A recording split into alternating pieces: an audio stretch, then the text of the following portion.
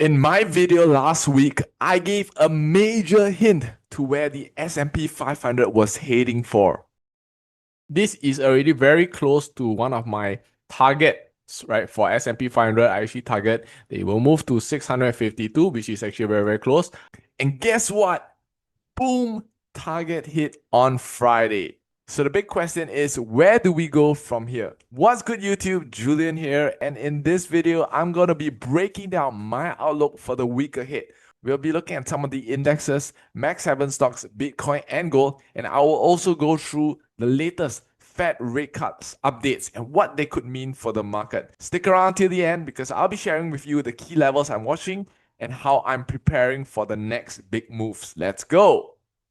Now, if you like videos like this, I'm going to give you 5 seconds. Help me out by clicking subscribe and also commenting more so that I can produce more videos like this for you guys.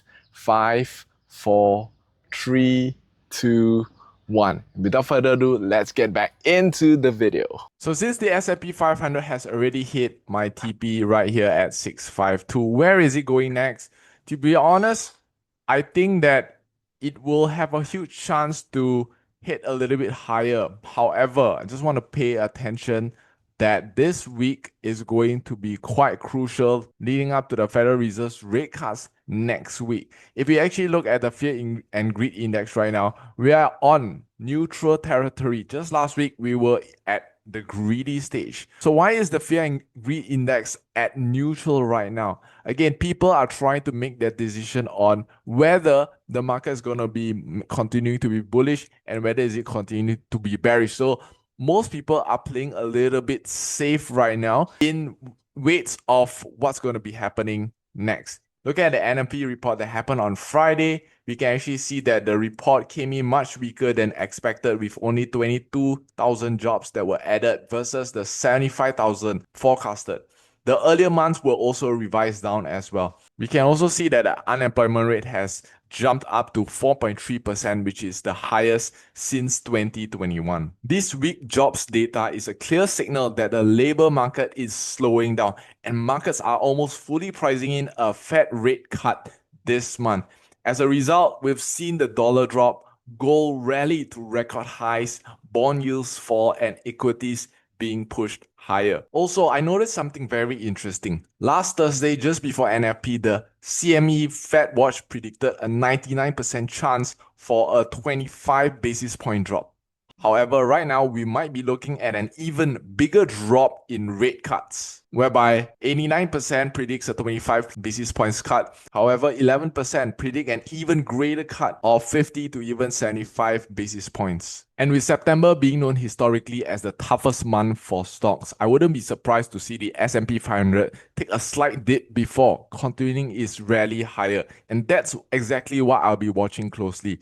I'm expecting for the S&P 500 to fall back onto this line, which is going to be about 5% dip before eventually moving high up. Now let's take a look at some of the other stocks. Here is Google, and as you can see, Google did have a massive rally last week as well.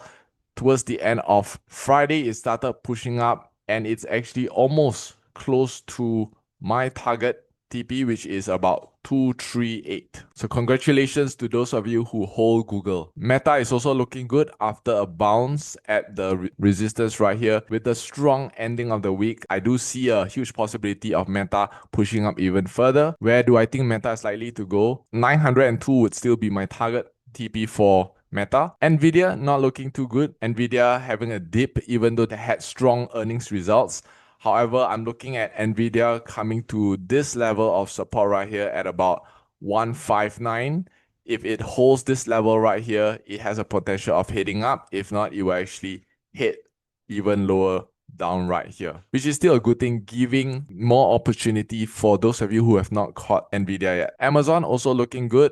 It's playing within this level of resistance. right now, and if it's able to break this level of resistance, I do see a huge chance of it going much higher to its all-time high. In the daily, we can actually see that it did close above the resistance as well. So let's hope for a pullback before having a bigger push upwards. Microsoft not looking too good. At the end of Friday, it actually closed below, and I do see that Microsoft has a potential to head down to this level of support before pushing up higher. I want to look at the US dollar index for a bit as well. US dollar has been playing very much within this level of support and resistance, and I would love to see US dollar breaking through this support heading down.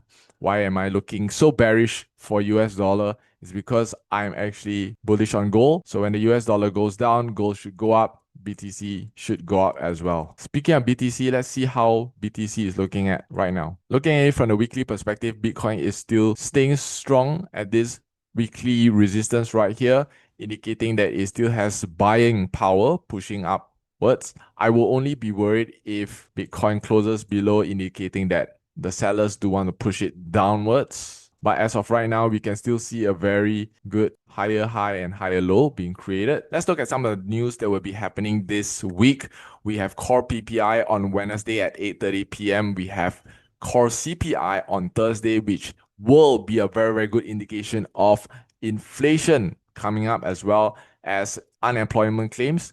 On Friday, we do have preliminary UOM consumer sentiments. So these are some of the high impact news that I'm actually looking at leading up towards the FOMC for next week. Last but not least, let's move on to my favorite pair, gold. Now, if you look at gold, gold has clearly broken up to the upside, creating an all-time high right now. So with gold being so bullish, logically, the only answer is to keep looking for buys heading upwards. Now, I do share my latest updates and prediction to where gold is headed to in my free Telegram. So if you have yet to join in, I'll leave the link in my description. Quickly click and join in right now. My immediate target profit for gold would be 3610. Thereafter, if it hits up higher, I might give another prediction for that. Some people have asked me, Julian's, considering that gold has flown up so high, how can I still get onto gold? Now, my answer to that would be never try to buy high. Always try to wait for a pullback to a demand area or somewhere where you are able to see a support being formed before you buy. So one area that I'm actually looking at would be this area of 3550, where if price does dip into that area, I'll be looking to take some positions onto gold all the way up. Now, if you found this breakdown to be helpful, make sure to hit the like and subscribe button and turn on notifications so you don't miss out on my next market update. And also, if you want to see how I prepare my students for events like the FOMC or even NFP, then click the video somewhere around here, and I look forward to seeing you in the next video. Bye-bye.